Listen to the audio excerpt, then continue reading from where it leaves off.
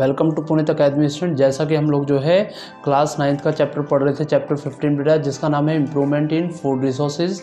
और इस क्लास से पहले हमने जो है 2 लेक्चर्स इस चैप्टर के ऑलरेडी जो है हम कवर कर चुके थे, जिसमें आपको जो है इंट्रोडक्शन ऑफ चैप्टर में crop variety improvement, crop production improvement, crop protection improvement वगैरह आपको पढ़ा दिया था। और इससे जो पिछली क्लास है उसमें मैंने आपको जो है आपको डेयरी फार्मिंग वगैरह आपको बता दिया था, और साथ ही साथ आपको जो है किस तरह से आपको मैन्योर और फर्टिलाइज़र का यूज़ करना है ये हम पढ़ चुके थे। और इसके अलावा हम लोग जो है एनिमल हस्बेंड्री वगैरह हम लोग कंप्लीट कर चुके थे।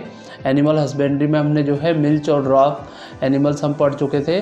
साथ ही साथ हम जो है इनके लिए जो फूड वगैरह होता है, जैसे कि हमने बताया था इसमें कंक्रीट और आपका रफेज वगैरह के बारे में हम पढ़ चुके थे। साथ के साथ कुछ डिसीज़ के बारे में हम लोग जो है डिस्कस कर चुके थे। अगर आपने वो वीडियो नहीं देखी है तो वीडियो के डिस्क्रिप्शन में मैं उसका लिंक दे दूंगा, वहाँ से आप उसको देख सकते हैं। इसके अलावा हमने जो है पोल्ट्री फार्मिंग को भी हमने डिस्कस किया था पिछली क्लास में, जिसके लिए हमने बताया था कि पोल्ट्री फार्मिंग में बॉयलर्स और लेयर्स का हम लोग जो है यूज़ करते हैं। मतलब जो है आपका बॉयलर्स जो होता है वो मीट वगैरह के लिए हम लोग यूज़ करते हैं, और जो लेयर्स वगैरह होता है वो एग वगैरह के लिए हम लोग जो है यूज़ करते हैं। तो आज की क्लास में हम लोग जो है अपना नेक्स्ट टॉपिक डिस्कस करेंगे, जिसका नाम है फ़िश प्रोडक्शन। तो काफ़ी इंपॉर्टेंट टॉपिक है और यहाँ से भी जो है आपका क्वेश्चन आने की प्रोबेबिलिटी ज़्यादा होती है। तो फ़िश प्रोडक्शन क्या है? फिशेस का यूज़ करके, मतलब फ़िश को जो है एज ए फूड हम यूज़ कर सकते हैं। तो इस टेक्निक में हम क्या क्या यूज़ करेंगे वो देखते हैं। तो देखिए, सबसे पहले fish production is a great source of protein to our diet. तो हमें पता होना चाहिए जो फ़िश होती है वो हमारी डाइट में जो है एक प्रोटीन का अच्छा सोर्स होती है। तो fish production is of 2 type. तो ये 2 तरीके का होता है। फाइन फिश प्रोडक्शन, जिसमें ट्रू फिश प्रोडक्शन होता है, और अनफाइन फिश प्रोडक्शन। तो ट्रू फिश प्रोडक्शन क्या है? तो production and management of cartilaginous and bony fishes, यानी कि एक्चुअल फिशेस का यूज़ करके जो हम लोग जो बोनी फिशेस या कार्टिलेज फिशेस जो होती है, जैसे प्रोम्फेट है, ट्यूना है, कोड है, कटला है, प्राउंस है, रोहू है, तो इन सब का यूज़ करके जब हम लोग जो मछली पालन करते हैं तो उसको बोलते हैं फाइन फिश प्रोडक्शन या ट्रू फिश प्रोडक्शन। यानी कि एक्चुअली में जो मछलियों को पाला जाता है तो वही आपका फाइन या ट्रू फिश प्रोडक्शन है। इसी तरीके से अनफिश प्रोडक्शन में आपका जो है प्रोडक्शन ऑफ शेल फिशेस, जैसे कि उनके ऊपर आपका जो है शेल्स होते हैं, जैसे प्राउंस होता है, मसल्स होते हैं, तो इन सब को हम लोग बोलते हैं अनफिश प्रोडक्शन। तो इनको भी जो है हम एज ए फिश प्रोडक्शन में हम लोग काउंट करते हैं। तो देखिए, depending upon mode of obtaining fishes, fishing are of 2 type. तो फिशिंग जनरली 2 टाइप की होती है, एक होती है कैप्चर फिशिंग, एक होती है कल्चर फिशिंग। तो कैप्चर फिशिंग तो naturally living fishes in water bodies are called capture, मतलब पानी के अंदर जो नेचुरली जो फिश आपकी रह रही है उसको ही कैप्चर करना ही क्या है आपका कैप्चरिंग फिशेज है। इसी तरीके से कल्चर फिशिंग है, fishes of desire variety are cultivated in confined area with utmost care to get maximum yield. तो मैक्सिमम यील्ड को रिसीव करने के लिए जो है किसी पर्टिकुलर वैरायटी की जो फिश है उसको कल्टीवेट किया जाए, तो उसको हम लोग बोलते हैं कल्चर फिशिंग। तो this is also called aqua culture. Important word है ये। एक्वा कल्चर जो है एग्जाम में पूछा जा सकता है या काफ़ी बार पूछा गया है। तो एक्वा कल्चर क्या है? फिश का प्रोडक्शन करना बाय यूजिंग कल्टिवेटेड या आर्टिफिशियल मैनर में। तो aqua culture can be done in ocean में भी इसको कर सकते हैं, रिवर्स में भी कर सकते हैं, लेक्स में, पॉन्ड वगैरह में भी इसको कर सकते हैं। When it is done in ocean it is called mariculture. जब इसको हम स्पेशली ओशन के अंदर करते हैं तो इसको हम लोग बोलते हैं मैरी कल्चर।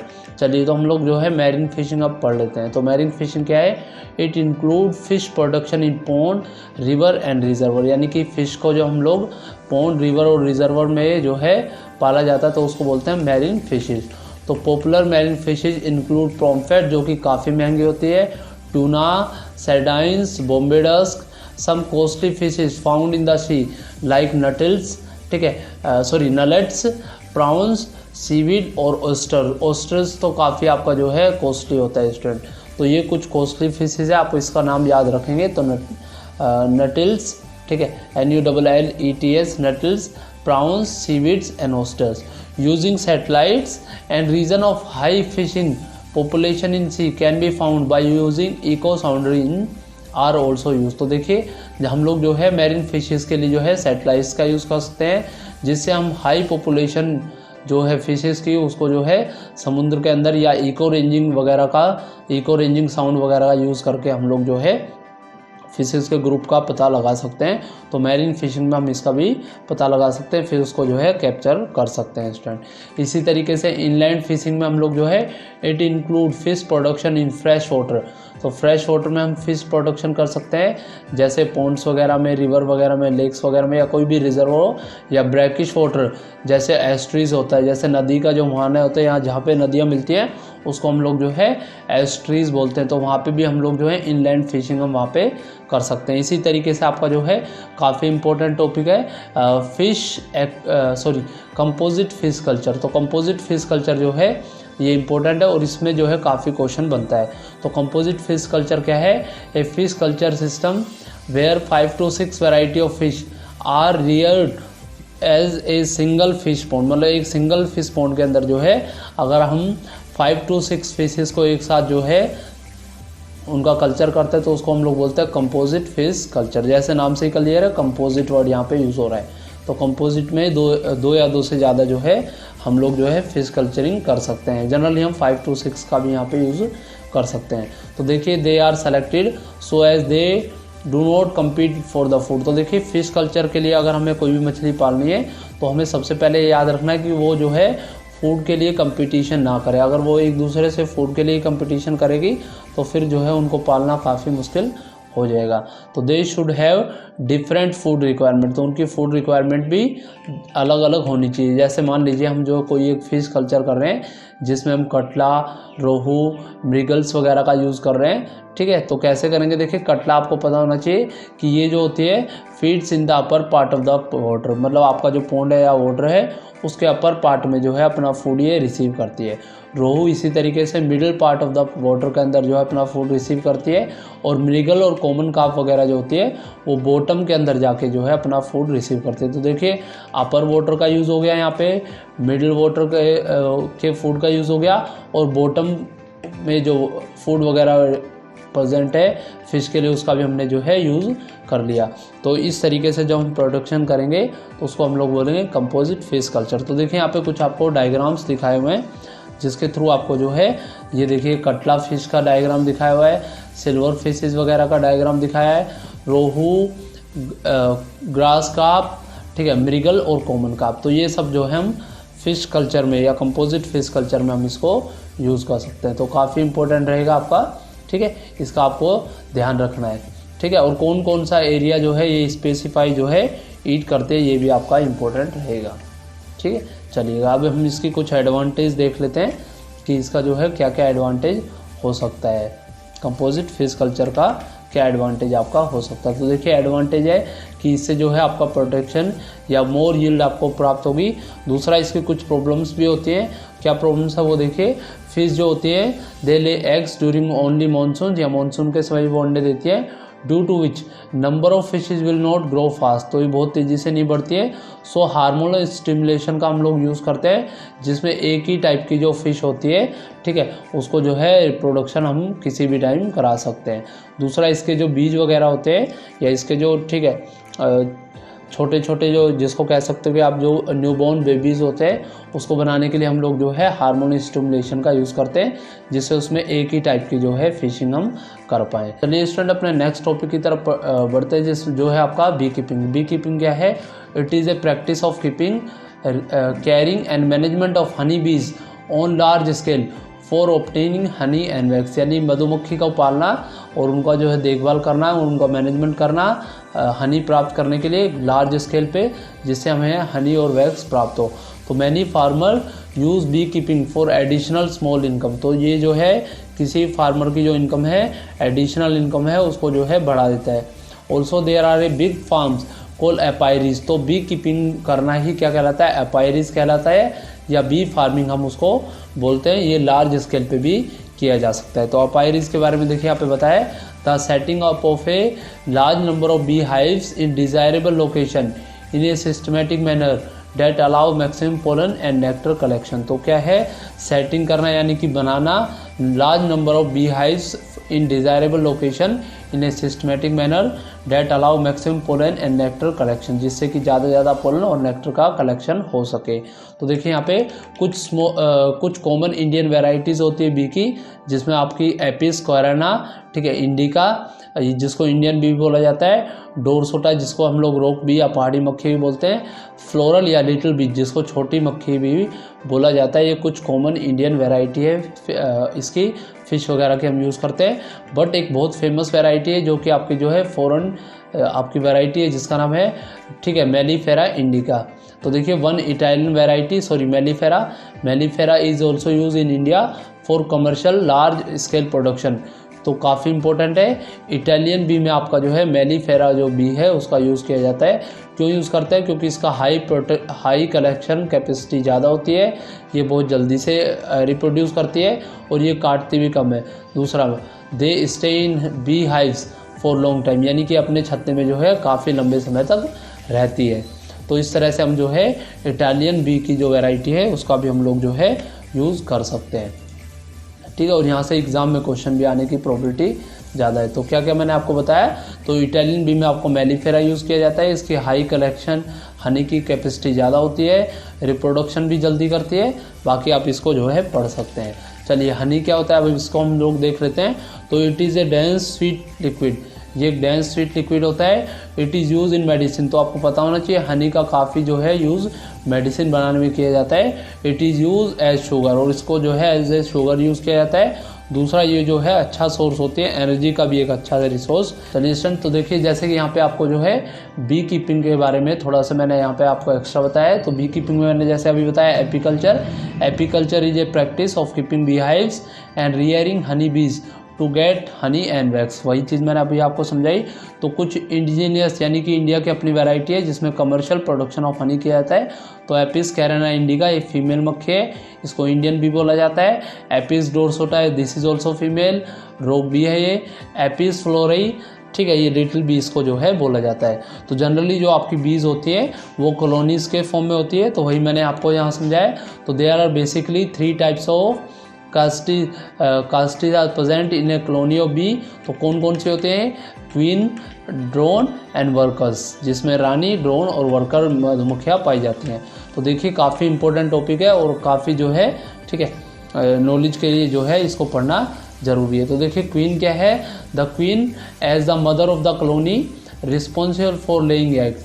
तो जनरली जो क्वीन का काम क्या होता है, उसका काम क्या होता है मधुमक्खी का, कि वो जो है जनरली अंडे देने का काम जो है करती है। तो वही मैंने समझाया, as queen as the mother of the colony responsible for laying eggs in each season up to 2000 eggs are laid in a day. एक दिन में जो है 2000 अंडे तक ये दे सकते हैं। A queen lays both fertile and unfertile egg. तो ये फर्टाइल और नॉन फर्टाइल या अनफर्टाइल एग्स जो है वो दे सकती है। Queen and worker emerge from fertile egg. तो आपको पता होना चाहिए जो क्वीन और वर्कर्स होते हैं वो फर्टाइल एग से बनते हैं, जबकि जो ड्रोन्स होते हैं which come out from unfertilized egg. अभी इसको हम लोग जो है और डिस्कस करते हैं। तो आपका हमेशा ड्रोन्स अनफर्टिलाइज एग से बनते हैं। इसी तरीके से ड्रोन क्या है? They are males of the colony, ये कॉलोनी के मेल्स होते हैं। एंड मेट विद क्वीन, और क्वीन के साथ जो है वो मेट करते हैं। Remain in the colony to sleep, और इनका जनरली काम क्या होता है? कॉलोनी के अंदर सिर्फ और सिर्फ सोने का होता है। दे ईट हनी, और ये जनरली आपका जो है हनी को खाने का काम भी करते हैं। तो देखिए since their role in only in breeding, तो इनका सिर्फ रोल क्या होता है?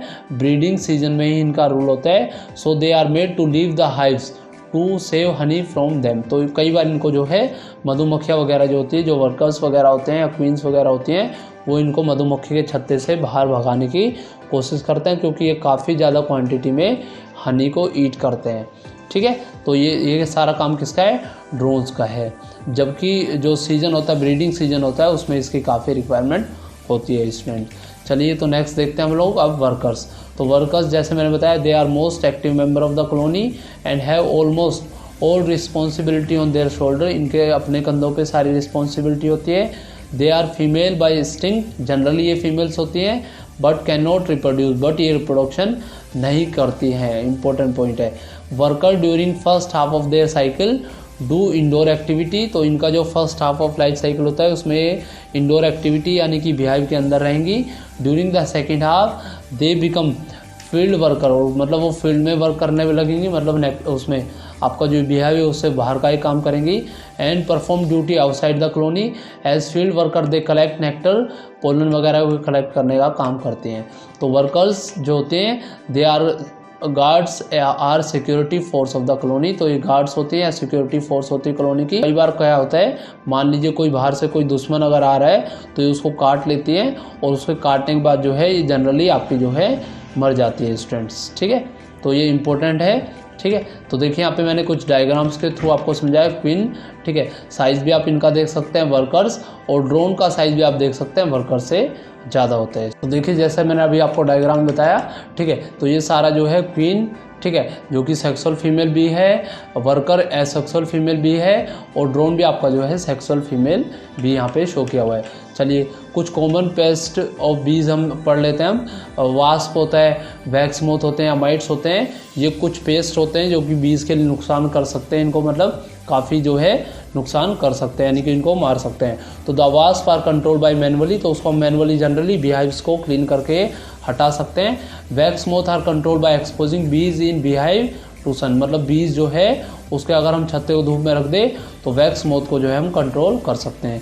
इसके अलावा कुछ स्टूडेंट कुछ बी ईटर्स भी होते हैं, ठीक है, जैसे king crow and green bee, तो ये कुछ जो है आपके बी ईटर्स होते हैं। तो इनसे भी हमें जो अपनी मधुमक्खियों को बचाना चाहिए, तभी जो है हम ज़्यादा अच्छी क्वांटिटी में जो बीज होती है या जो आपका शहद वगैरह होता है उसको हम रिसीव कर सकते हैं। जैसे हमारा हनी, जैसे मैंने बताया हनी क्या है, हनी हमारा है it is a dense sweet liquid, ये आपका जो है डेंस स्वीट लिक्विड होता है। It is use in medicine, और जो है शुगर बनाने में यूज़ होता है। It is use as source of energy, इसको जो है हम सोर्स ऑफ एनर्जी में भी यूज़ करते हैं।